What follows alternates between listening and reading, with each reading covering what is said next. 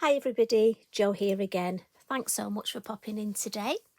I hope your day's going well and I hope you're having a good week. Now, whether you're heading into autumn or whether you're heading into spring, really depends where you live.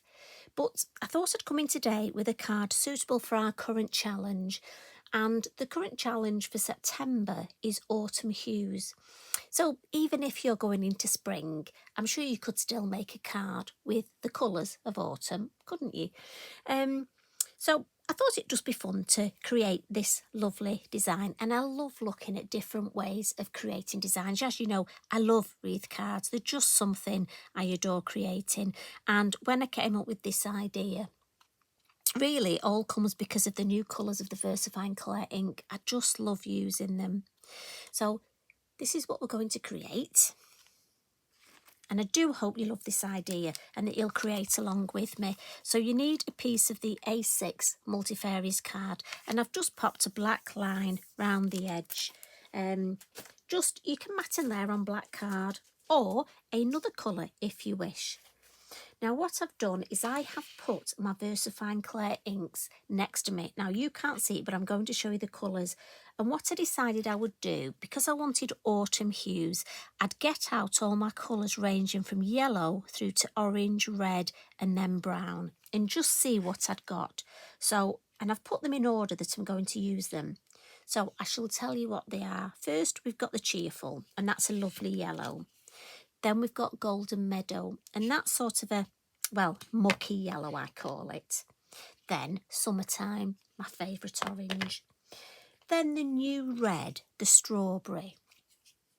And then I'm moving into the brown, and because there's quite a change from that strawberry to the brown, I'm going to use Chianti. That sort of mixes well. It's sort of halfway, well, in my head, between red and brown. You know my head's a funny place. Then the dark brown, the Pinecone. And then to my two new browns, the Portobello, and finally the SandDune. And then, because we're going round, the SandDune will easily go to the Cheerful. So I've got them next to me, and that's just how I like to work. Now, I'm going to start first with one of our Acetate circle masks. And I'm going to use Sahara. I want a colour that'll just give me a base. It'll help me with my stamping. You won't necessarily see it at the end of the card, but it'll just be there. So I'm going to pop my circle mask and then just gently come round. And I don't want to come out too far, maybe 1.5 centimetres, 3/4 of an inch-ish. And again, I don't want a lot of colour, but I'll go in actually and just put a bit more on so that you can see, because I know the colours don't show up that well on the video. Right, lovely. So, can you see? That'll give me an idea for my stamping. And the stamp I've chosen to use is leaf number 5, one of the minis. And it's amazing how much you can do with one of the mini stamps. Now, like me, I'm sure if you look through your stamps, you'll find you've got other stamps suitable for this as well.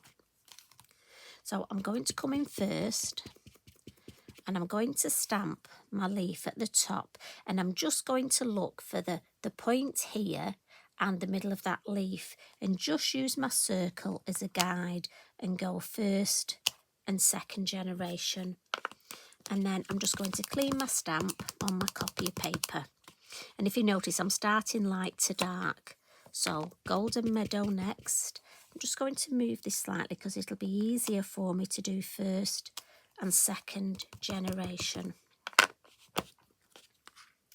And then on to the orange. So again, first, second generation. And then on to the red, again, first and second generation. And I've used 4 of my coloured ink pads, and I've got 4 left to use, so I know I roughly want to be halfway round. So we'll keep going. So next it's the Chianti. And again, just following that line first, second.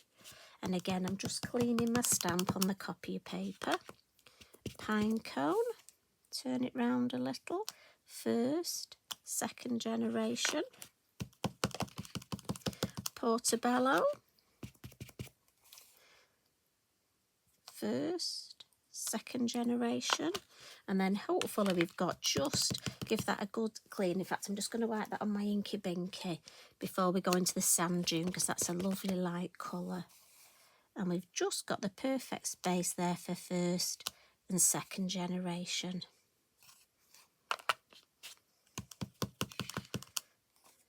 And there we have it. I just think that's lovely. And I think the way the colours flow is just beautiful. Now, it may take you a couple of times to practice for your spacings, but I'm happy with that. If I thought there was a space anywhere, I'd just sneak in an extra second generation. Now, to do the birthday wishes, what I'm going to do is ink the whole sentiment up first in the yellow.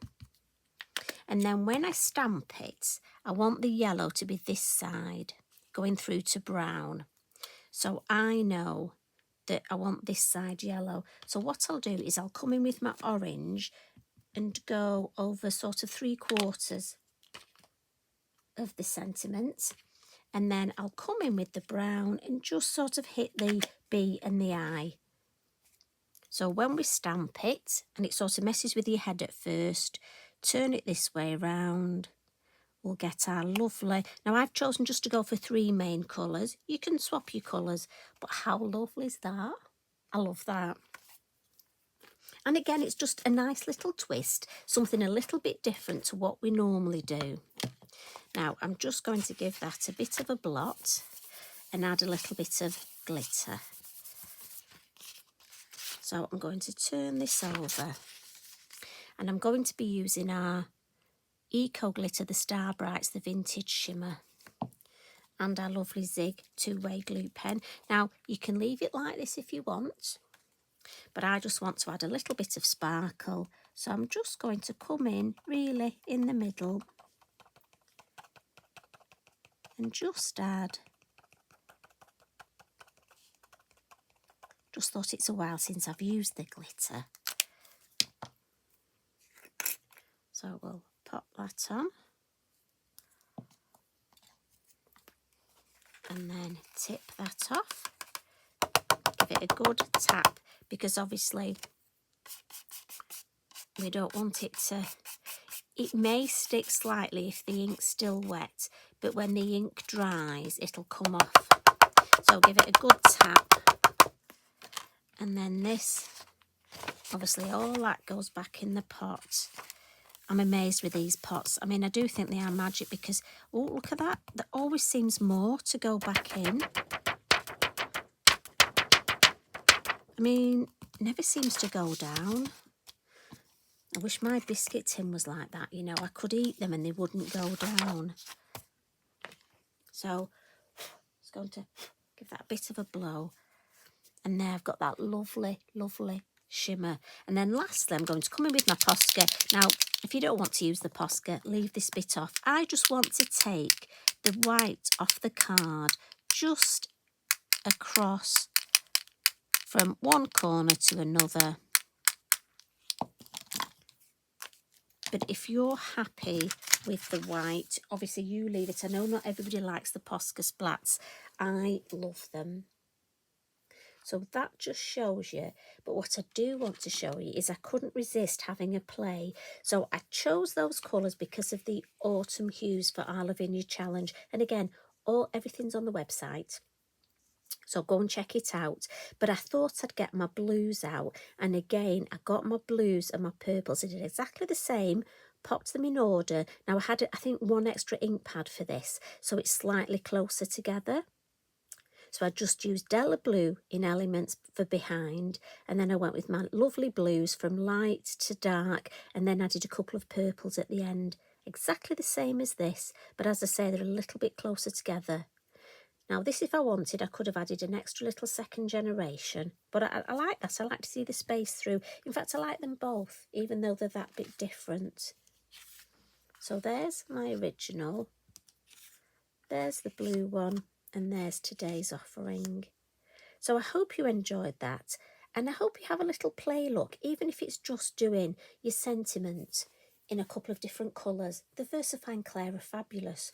And check out your mini stamps. Have a look. I bet there's other stamps you could use for this. A lovely, quick and easy card. Batch card making at its best. So have fun, and please tag me in. Can't wait to see what you do. Right, you take care, and I'll pop back again next week. Love and hugs from me. Bye for now.